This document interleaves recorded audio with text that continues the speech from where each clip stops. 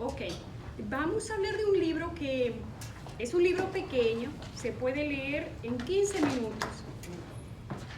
Por lo general es un libro que se cuenta mucho a los niños porque habla acerca de una ballena, así que algunos podrán imaginarse de qué libro vamos a hablar.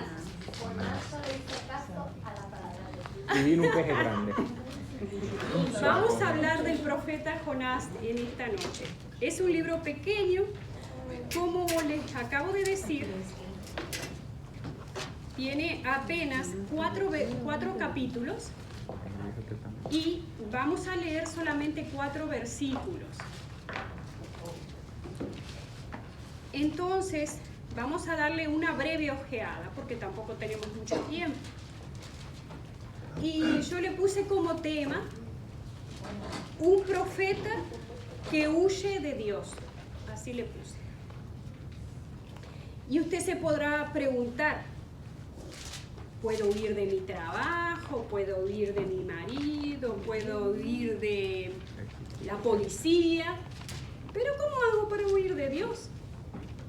Y a eso se va a referir este libro.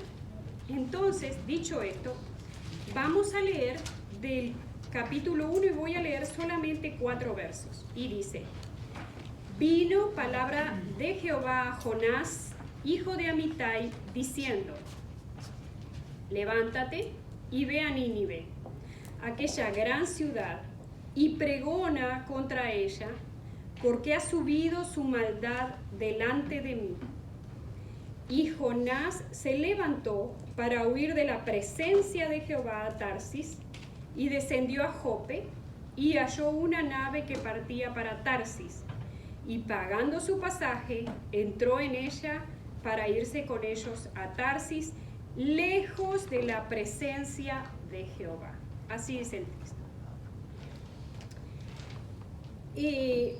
Como dije desde el principio, muchos conocemos esa historia porque en las escuelas dominicales de los pequeños, lo primero que le hablamos es de Jonás y de la ballena, aunque la Biblia puntualmente no dice que es una ballena, sino que dice que es un gran pez. Gran pez. Pero todos los niños, los jóvenes, conocen la historia de Jonás dentro del vientre del gran pez. Vemos que esto lo hacemos como un cuento, pero en realidad esto no es un cuento, es la historia bíblica de un profeta que fue enviado por Dios con un mensaje que no fue un mensaje de salvación, sino que fue un mensaje duro el que le tenía que dar a esa ciudad, pero él decide desobedecer a Dios.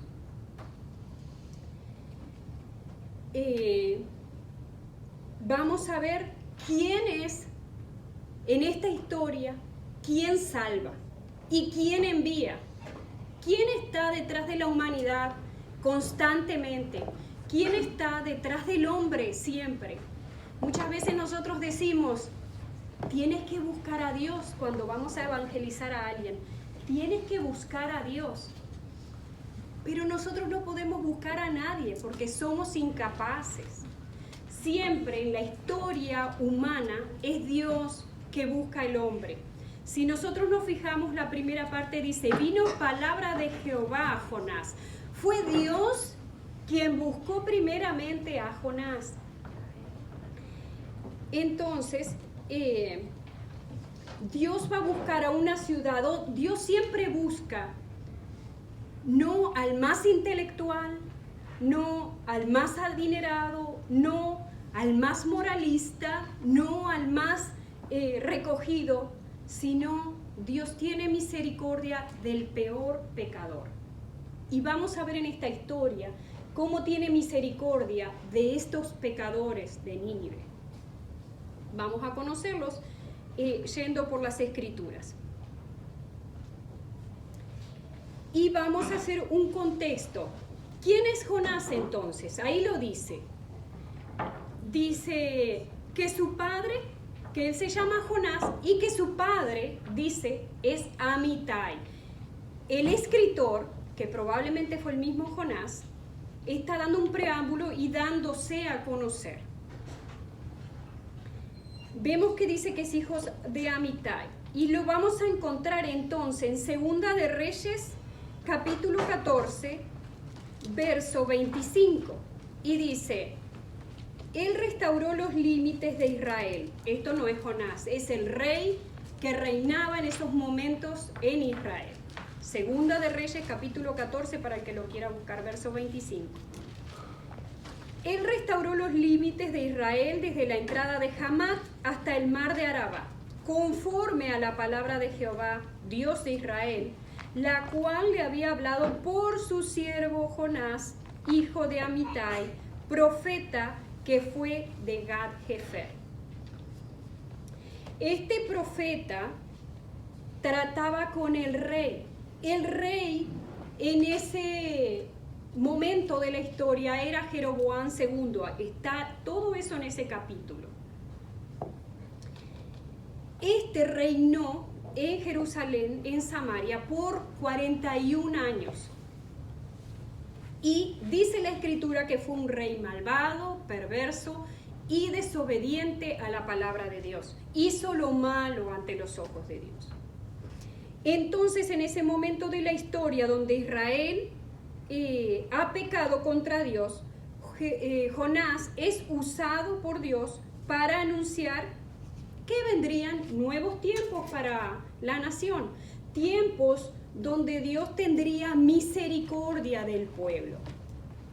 Así que Jonás está con una nación que le ha dado la espalda a Dios, con un rey que ha ofendido a Dios, ¿verdad? Ese es más o menos el contexto de ese tiempo de la historia.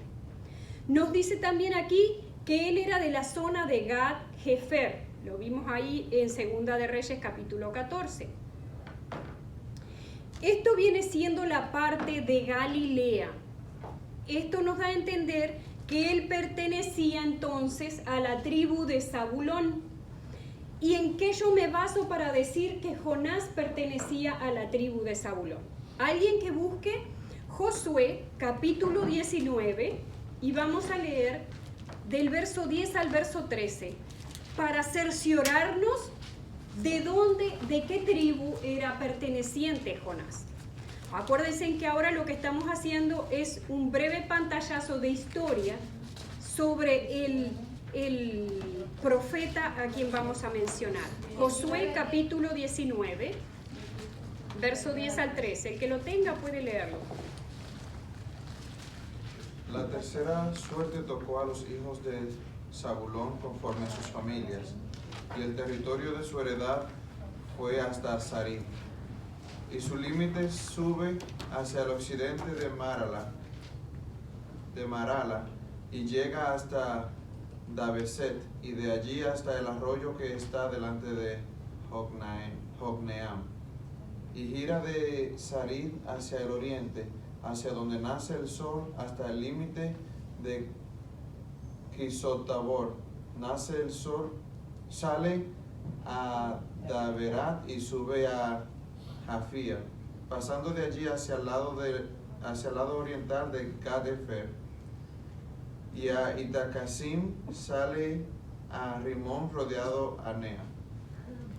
Entonces Josué en esta parte, claro, porque en esta parte son los territorios que Josué tenía que repartir a todas las tribus cuando le tocó en suerte cada tribu, cada territorio. Ahí vemos de dónde pertenecía, qué tribu pertenecía el profeta Jonás. También me gustaría decirles qué significa Jonás, qué significado tiene su nombre. Y el nombre y el significado de Jonás es paloma. Paloma. El significado también del nombre de su padre, Amitai, significa mi verdad. Yo no sé si es casualidad o qué, pero Jonás tendría que ir como paloma mensajera a Nínive, enviada por Dios a llevar la verdad de Dios a ese lugar. Entonces, otro antecedente que observamos es la ciudad a quien nos vamos a referir, Nínive.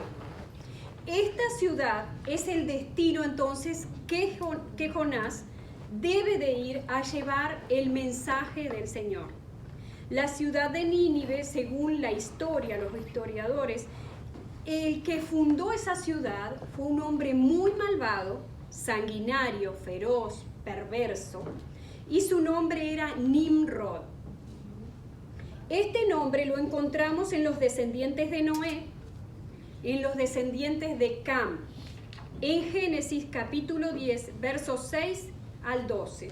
El que quiere corroborar puede buscarlo rápidamente, así encontramos quién fue el fundador de Nínive, la ciudad donde será destinado Jonás. 10, versos 6 al 12. Capítulo 10 de Génesis, versos 6 al 12. Los hijos de Cam, Cus, Masriam, Fut y Canaán. Y los hijos de Cus, Seba, Ávila, Sabta, Rama y Sabteca. Y los hijos de Rama, Seba y Dedán. Y Cus engendró a Nimrod, quien llegó a ser el primer poderoso en la tierra. Este fue vigoroso cazador delante de Jehová, por lo cual se dice, así como Nimrod, vigoroso cazador delante de Jehová. Y fue el comienzo de su reino Babel, Erech, Akkad y Calne, en la tierra de Sinar. Entonces, pero miren cómo dice que Nínive era la gran ciudad o ciudad grande. Nínive entonces es la capital del territorio asirio, no de Siria, del territorio asirio. Viene a ser una nación extremadamente poderosa y también es una nación muy extensa en territorio. ¿Qué hay en esta nación? Ellos son sumamente agresivos, son asesinos, son feroces. Ellos invadían territorios, invadían pueblos, quemaban ciudades, mataban a hombres y niños indiscriminadamente, le abrían el vientre a las mujeres embarazadas para matarlas, violaban niños. Ellos eran una ciudad completamente, no tan idólatra, pero sí era una ciudad inmoral, completamente inmoral. Otra cosa sobre Nínive, que era como para mostrar su terror, todo aquel que se acercaba con quizás algún tipo de intención de invasión, sus ciudades eran amuralladas, no tenían ni una ni dos torres, tenían muchas torres de vigilancia. Y muchos kilómetros antes de llegar a sus murallas, ellos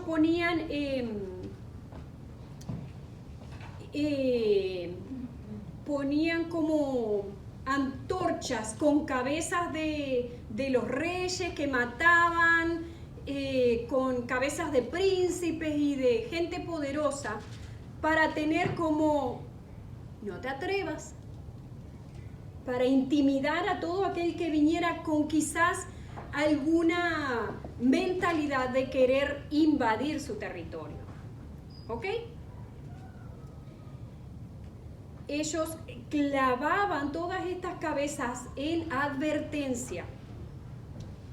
Entonces, aquí también vamos a ver en el texto otra ciudad, ya que el profeta, en lugar de obedecer a Dios, decide descender a Jope, que está a 48 kilómetros del sur de Cesarea, y quiere dirigirse a la ciudad de Tarsis. Hablan los primeros textos que leímos, ¿verdad? La escritura entonces da algunos detalles en Isaías 60, versículo 9. Si quieren verlo. Y 60, versículo 9.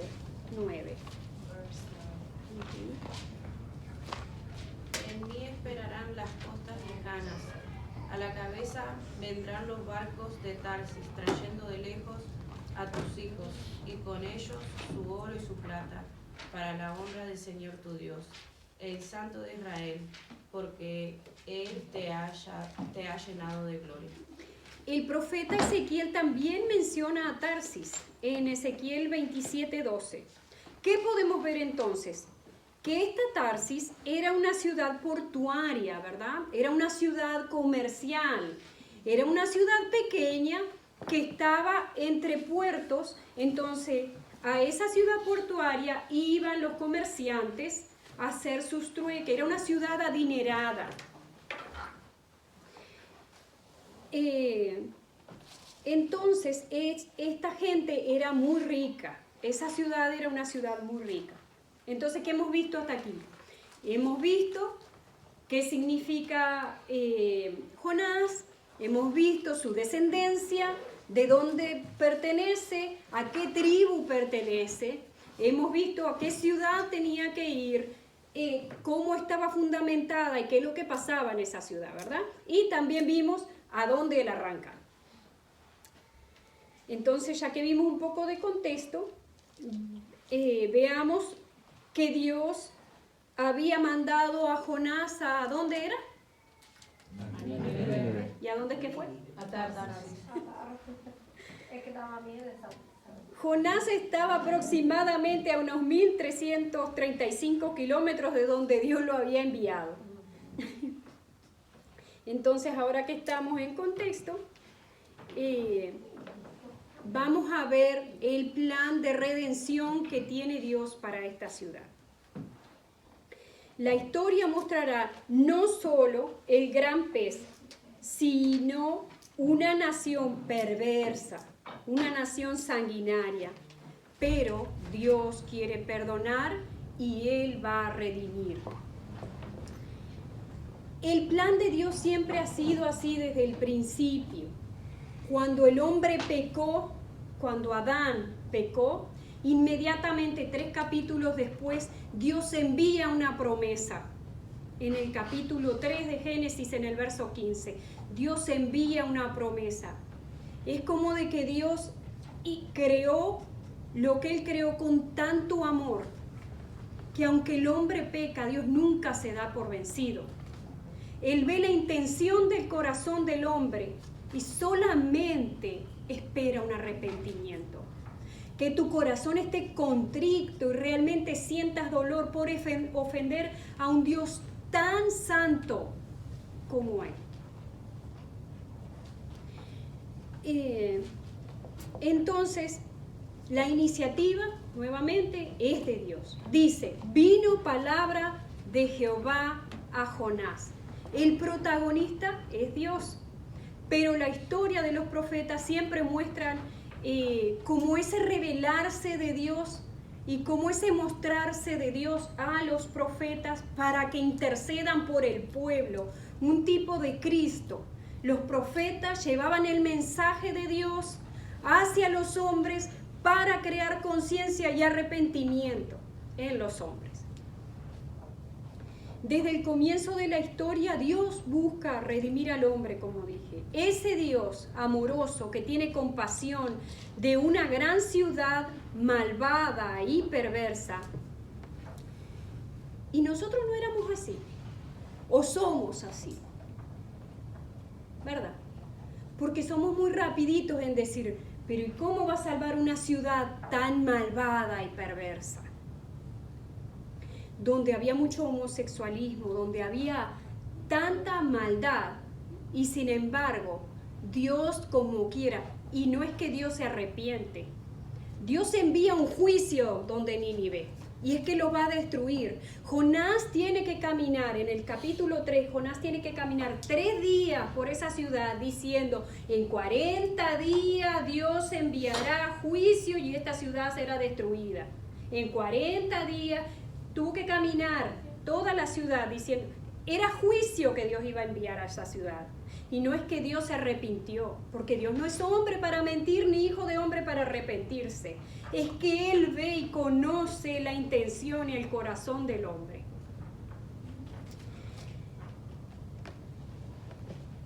El Señor Jesucristo lo dice así también en Juan capítulo 15, en el verso 16. Dice el Señor Jesucristo con estas palabras amorosas: no me elegisteis vosotros a mí, sino que yo los escogí a vosotros. Fue Él que nos escogió. Nosotros no escogemos seguir a Dios. Dios siempre nos está arrastrando a nosotros porque es que nosotros huimos de Él como Jonás. También Primera de Juan capítulo 4, verso 19, mi hija tiene un cuadro en su casa con esta palabra, que dice, nosotros le amamos a Él, pero porque Él nos amó primero. También éramos pecadores, fue Dios que nos buscó. Estamos aquí porque Dios tomó la iniciativa de salvarnos. Cuando escuchaste una predicación, te invitaron a la iglesia, o escuchaste en tu trabajo, o alguien te mencionó, fue Dios que tenía ese día específicamente planeado para que tú llegaras a sus pies.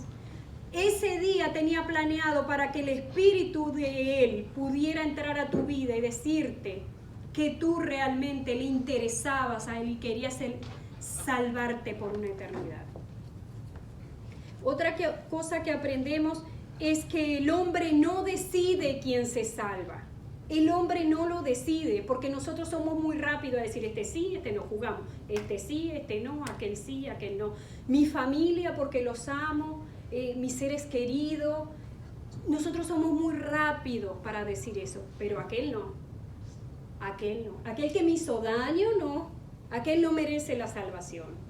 Aquel que me hirió, aquel que me falló, aquel no lo merece. Es muy fácil ir y llevar el evangelio a otro sitio, a una gente que no me conoce, que nunca me ha hecho nada a mí, que nunca me ha lastimado, dijera mi hermana Carmencita, nunca me ha pisado un callo. Es muy fácil salir a los homeless y decirle, Cristo te ama, toma un pan, mire el evangelio. Porque a mí no me han hecho daño, pero ve a decirle al que te lastimó, al que tienes una herida, al que te ha hecho la vida difícil. Ve a decirle, ¿sabes qué? Yo quiero que seas salvo. Y hay un camino, hay alguien que se hizo hombre y vino a salvarte. Yo quiero que seas salvo. Eso hizo Jonás. Ese es Jonás.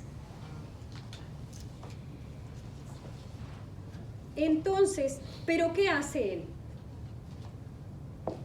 Toma la maleta, compra su boleto y dice, me voy a Nínive. No, Dios lo envió para allá. ¿Y el que hace? Va para el otro lado, obediente. Sin embargo, el Señor Jesucristo, desde la promesa de Génesis 3, el Señor Jesucristo habló con el Padre y le dijo, yo voy, envíame a mí. Y aunque en Getsemaní dijo, Padre, si es posible, pasa de mí esta copa. No dijo, no lo voy a hacer. Jonás dijo, yo no voy. Vaya usted, pero yo no voy para allá. Para Nínive. No, a mí nos están matando. Usted no ve que lo están matando y poniéndole cabeza. Porque nosotros podemos juzgar a Jonás fácilmente diciendo, wow, el profeta desobediente de Dios. Pero pongámonos en los zapatos de Jonás. Pongámonos en los zapatos de Jonás un poquito. Vamos a poner este panorama. Segunda Guerra Mundial, que está más cerca de nosotros. Segunda Guerra Mundial, los nazis. Dios levanta a un judío y le habla. Ve y predícale a Hitler. Ve y predícale a Hitler y a los nazis. Y va a decir lo mismo que dijo Ileana. Bueno. Y el Señor le dice, ve. Y él dijo, no, ¿para qué? ¿No ves cómo nos queman en horno? ¿No ves cómo? Ve, quiero que vayas y prediques mi palabra. Eso hizo el Señor Jesucristo. El Señor Jesucristo no le importó humillarse y dejar su gloria para venir en forma de hombre pecador, sin pecado, y no decir no voy, sino que Él se entregó completo, se vació como un vaso. Cuando usted completamente vacía un vaso de agua, se vació y dio lo mejor de Él para rescatar a esto que no valía, que no tenía valor. Porque nosotros le fallamos diario, constantemente. Y muchas veces ni siquiera nos arrepentimos. Porque Jonás, por ejemplo, él fue duró como 3 días. y él se acostó en la barca. ¿Cuántos días duró? 3 días. 3 días en la boca del Esos pez. 3 días duró sin arrepentirse. Pero él se acostó en la barca mientras había una tormenta inmensa. Duró 3. Miren el paralelo. Él se acostó en la barca y todos estaban buscando un Dios porque estaban aterrados. El Señor Jesucristo estuvo durmiendo en una barca, pero Él no estaba aterrado. Todos estaban buscando cómo calmar la tempestad. Y Él estaba tranquilo hasta que Él tuvo que confesar y decir, es que yo le sirvo a Jehová Dios, el creador del cielo y de la tierra, el Dios Olam, el creador del cielo y de la tierra. Sin embargo, el paralelo del Señor Jesucristo, Él estuvo en una barca dormido, pero Él le dijo a la tempestad, calla, enmudece. No por temor, Él no tuvo temor.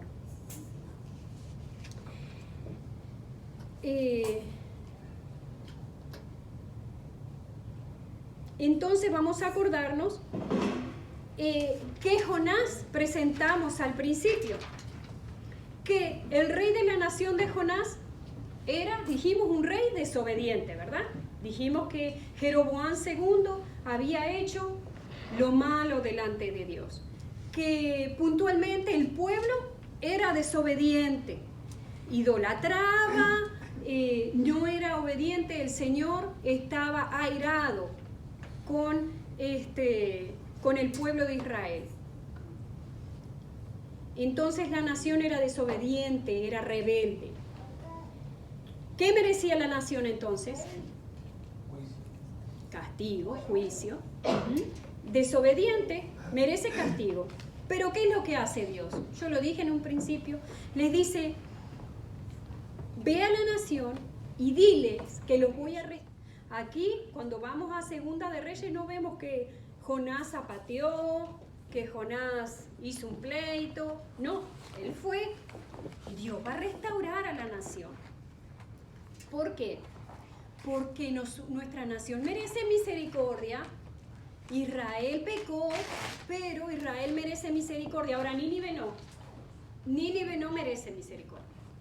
Nínive peca, pero Nínive no merece misericordia. El pecado para Dios es igual si usted roba, es igual si usted fornica, es igual si usted miente. El pecado sigue siendo pecado para Dios. La alabanza, cuando usted se la da a Dios, que dice la palabra, que sube como olor fragante, grato ante Dios. Pero el pecado sube como pestilencia delante de Dios. Su palabra dice que Él está irado con el pecador todo el tiempo. No es que tú me robaste y yo te diga, ay, sí, mi hermano, yo odio que me hayas robado, pero a ti te amo. No, estoy airada contigo porque me robaste, el robarme es malo, pero ¿quién lo hizo? Fuiste tú. En todos los aspectos lo mismo. Entonces, Dios puede amar y odiar a la vez, porque Él odia el pecado. Nosotros creemos que no, que Dios ama al pecador, aborrece el pecado, pero ama. Dios puede hacer las cosas porque es Dios. Dios es Dios. No es igual a nuestra naturaleza. La naturaleza de Dios es supremamente mayor que a la de nosotros. Cuando usted peca contra Dios, peca contra un Dios santo, pero demasiado santo, que hasta el día de hoy tiene misericordia. Dice Lamentaciones capítulo 3, que su misericordia se renueva cada mañana. ¿Por qué si no? ¿Qué sería de nosotros?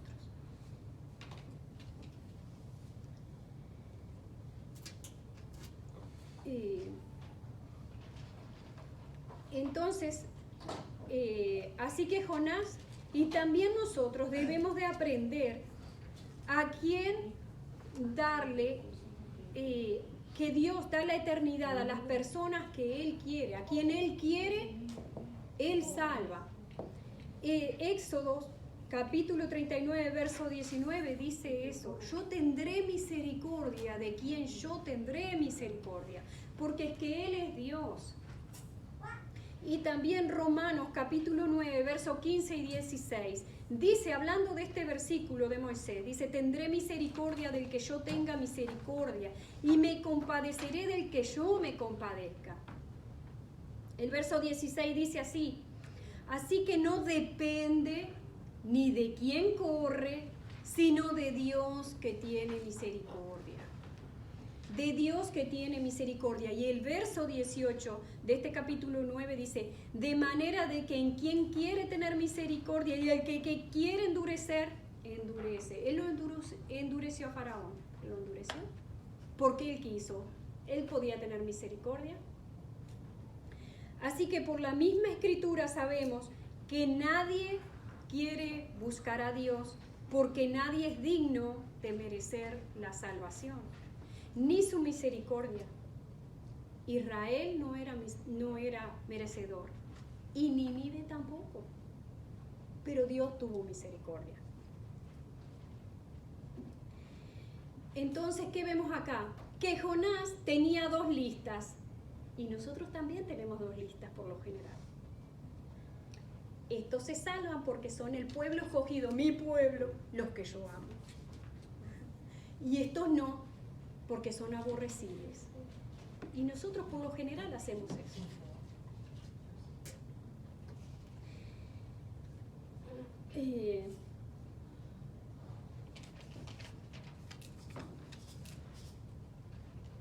Jonás, como dije anteriormente, seguramente había visto ciudades saqueadas, tenía conocimiento de personas que habían sido quemadas, ultrajadas, robadas, violadas. Él sabía lo que estaba pasando y seguramente pensó, no, si yo voy para allá mi cabeza va a estar también en una estaca. Era natural y normal que sintiera miedo, aunque él conocía al Dios que le servía. Él sabía quién era Dios. Entonces, él sabía que huir de Dios no era la mejor opción.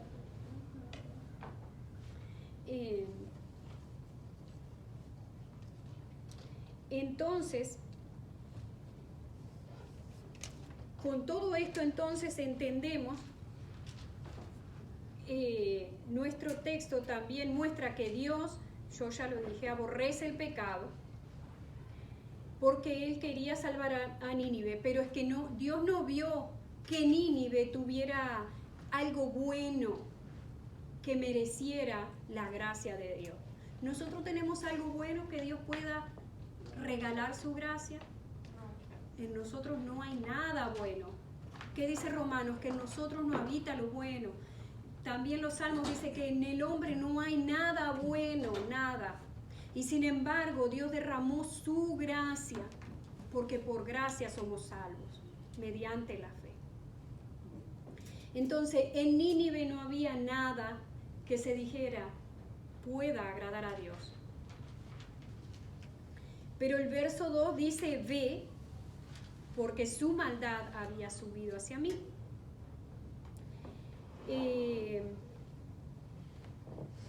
Entonces, hemos aprendido que Dios nos busca, que Dios es el que salva, que Dios es el que pone de su gracia, que Dios aborrece el pecado, que Dios ama al pecador. Y muchas veces a nosotros nos cuesta decir la palabra pecado. Muchas veces oramos, Señor, perdona nuestras faltas, perdona nuestras deudas. Hermano, diga, perdona nuestros pecados, porque el Señor Jesucristo murió por pecados, no por faltas. Es pecado lo que Dios vino a salvar. ¿Qué hizo Adán? Adán pecó contra la santidad de Dios. Lo que pasa es que nosotros muchas veces queremos justificar nuestra maldad y no entendemos que al Dios que le servimos es un Dios supremamente santo, que está reteniendo su ira para no derramarla, porque tiene un tiempo donde su ira será derramada. Pero nosotros tenemos que entender que cuanto más la palabra internamente nos muestre y su Espíritu Santo nos muestre qué es el pecado y podamos confesarlo, Nosotros no vamos a estar delante de un Dios santo sin ser juzgados. Nosotros seremos juzgados, al igual que la ciudad de Nínive tenía un juicio. Entonces, realmente Dios aborrece el pecado y por esos pecados fue Cristo en la cruz, que todo el pecado de la humanidad fue sobre Él. Desde todos esos 3 años Él padeció, sufrió por los pecados del hombre. Y mucho más cuando se acercaba a su muerte, mucho más cuando fue a Getsemaní y más aún cuando caminó por esa vía de dolor. Fue por el pecado de la humanidad, no fue por simples faltas o errores. Fue por el pecado del hombre que Dios se humilló hasta lo sumo y fue azotado por mis pecados. Por mis pecados. ¿Merecemos su gracia? ¿Merecemos su favor? No, pero Él la da de gratis a todo aquel que se arrepiente. Busque a alguien Salmo 5, verso 4 y 5. Y otro que busque, por favor, Isaías 59, 2. Para referirnos a esto que estaba diciendo acerca de que Dios odia el pecado. Salmo 5, versos 4 y 5. Sí. Con lo que me quedé pensando en que Dios nos escoge las promesas que se daba sobre escogernos y que nosotros no, como que no nos aferramos a eso, ni lo leemos con tanta conciencia, porque si lo hiciéramos, no tuviéramos como esa vida de fe tan ligera y tan suave, sino todo lo contrario, sería mucho más ferviente si fuera verdad. Así es. Cuando el Señor dice que te escogió, así como escogió a los 12, así como escogió a Jacob, así como escogió a Moisés, también te escogió a ti, te escogió a ti, te escogió a ti. Y que muchas veces nosotros creemos como que, oh sí, chévere, pero que no entendemos la magnitud de lo que Dios te escoja a ti de la nada y te enaltezca y te permita permanecer a su reino y estar en él. Entre millones y millones y millones y millones y millones. Y sin ninguna cosa que no le pueda ofrecer. Nosotros somos como una gota en el mar, como una gota. Y Dios escogió esa gota. Es increíble y lo mal agradecido que somos. El que tenga salmos. 5. 4 y 5. Porque tú no eres un Dios que se complace en la maldad. El malo no habitará junto a ti. Los insensatos no estarán delante de tus ojos. Aborreces a todos los que hacen iniquidad. ¿Puedo leerlo en esta versión? ¿Sí? Dice, oh Dios, la maldad no te agrada. No puedes tolerar los pecados de los malvados. Por lo tanto, los orgullosos no pueden estar en tu presencia, porque aborrece a todo el que hace lo malo. Isaías 59, 2. Pero vuestras iniquidades han hecho división entre vosotros, y vuestro Dios y vuestros pecados han hecho ocultar de vosotros su rostro para no oír. Por eso fue que vino Cristo, porque a lo que Adán pecó hubo una división, una separación entre el hombre y Dios.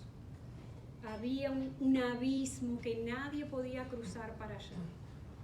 Estábamos destituidos a estar en el infierno eternamente. Y Cristo fue ese puente. Por eso Él es el sumo pontífice, el puente que nos comunica con ese Dios santo. Así que teniendo en cuenta esto, cuánto debemos de estar agradecidos y santificándonos día con día. Entonces, la iniciativa de salvar es de Dios. La elección de quién se salva o no es de Dios. Dios aborrece el pecado. No podemos escapar de Dios, aunque usted diga, no voy a la iglesia, no voy a la iglesia, no voy a la iglesia, me voy huyendo. Yo no sé cómo Él lo hace, pero es que Él te trae aunque no quieras, porque que no hay poder humano, Él es el Todopoderoso. Y en el verso 3 encontramos que Jonás decide huir de la presencia del Señor y alejarse de la presencia del Señor. Y como dije antes, yo puedo huir de la policía, del país, de lo que sea, pero ¿cómo se puede huir de Dios? ¿A dónde vas, Jonás? ¿A dónde que tú vas? Como dice el Salmo 139, ¿a dónde iré de tu espíritu? ¿A dónde? ¿A dónde me esconderé de tu presencia? Donde quiera que vaya, ahí está Jehová. Me voy al fondo de una cueva oscura, no necesita luz, porque lo mismo le son las tinieblas que la luz. Ahí está Dios. Donde sea que yo vaya, ahí está Dios. Jonás, como dije anteriormente, lo conoce porque él es su profeta. Entonces, como muchos sabemos, cuando comenzamos a venir a la iglesia, esto es algo que nos enseñan. Dios es omnisciente, Dios es omnipotente, Dios es omnipresente. Dios está en everywhere. No te puedes esconder. No hay lugar donde tú te puedas meter que Dios no te vea. Dios quería que Jonás fuera a Nínive y Jonás dijo no. Y terminó, ¿dónde terminó? En Nínive. En Nínive. Dios le dijo, ve a Nínive, y él dijo, no, yo voy para Tarsis, pero Dios le dijo, ve a Nínive y tú vas a terminar en Nínive, así sea en un viaje gratis en ballena, pero vas a terminar en Nínive. Entonces, para terminar ya, en el segundo capítulo vamos a encontrar una oración hermosa de arrepentimiento, reconociendo que él está huyendo de Dios, reconociendo que ese es el Dios que a él le sirve, el que él se ha criado y Dios ha escogido ese vaso para usarlo, para llevar esos mensajes. Entonces ahí él se humilla y encontramos la semejanza a Jesús. Jonás era el monumento a la misericordia de Dios por cómo preservó su vida delante del pez. Por pura misericordia, el pez no lo hizo en su carne, con sus jugos, no lo destruyó. Dios le dio oxígeno y proveyó para que él estuviera en ese vientre. Jesucristo fue la misericordia de Dios hecha carne. Un éxito en Nínive como predicador fue Jonás. ¿Por qué? Porque en el capítulo 3, cuando él comienza y entra caminando, se pregona ayuno que el rey hace a toda la ciudad, que ayunaran, que se pusieran cilicio, que se arrepintieran, no solamente hombres, mujeres, niños, sino hasta los animales. Pero Dios vio el corazón de un rey malvado, cómo hace que su pueblo sienta compasión y quizás, dice él, Dios tenga misericordia y nos preserve la vida. Desde el rey hasta todas las personas experimentaron un verdadero arrepentimiento y perdón de Dios. Un ilustre tipo de Cristo que fue sepultado y resucitado conforme a las Escrituras, según dice 1 Corintios 15:4. Pues como estuvo Jonás en el vientre del pez, dice el Señor Jesucristo, 3 días y 3 noches, así estará el Hijo del Hombre en el corazón de la tierra, 3 días y 3 noches, según Mateo 12:40. La tumba de Jonás fue nueva, la de Cristo también lo fue, pues nadie fue puesto en ella antes. Jonás fue desobediente, pero Cristo fue totalmente obediente al Padre. Jonás no quería ir a Nínive, como nosotros dijimos, a predicar a pecadores.